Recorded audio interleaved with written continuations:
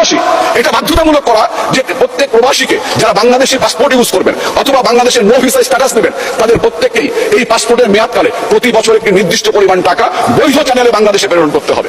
যদি তিনি বৈধ চ্যানেলে বাংলাদেশে প্রেরণ করেন, সরকারি সিস্টেমে প্রেরণ করেন, তাহলে তার পাসপোর্টটি নবায়ন হবে, তার নো ভিসাটি নবায়ন হবে। যদি এটি না করেন তাহলে পাসপোর্ট এবং নো ভিসার ক্ষেত্রে রাষ্ট্রকে বিবেচনা করতে হবে আদৌ তাদের বাংলাদেশের নাগরিকত্ব বা পাসপোর্ট বহন করার প্রয়োজন আছে কি।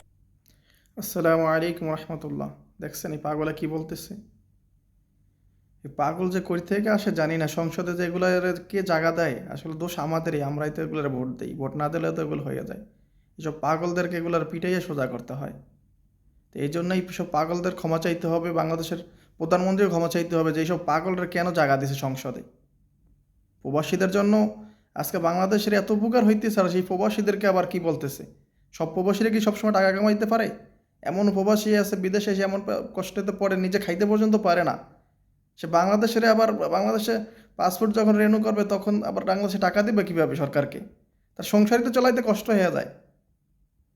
এগুলো একদম ঠিক না, এগুলো যেন ওকে ক্ষমা চাইতে হবে। এগুলা আমাদের প্রবাসীদের মনে অনেক কষ্ট দিছে, আমরা অনেক কষ্ট পাইছি। আল্লাহ তাআলা একে হেদায়েত দান করুক, না এরা ধ্বংস করে দেব। আসসালামু আলাইকুম রহমতুল্লাহ।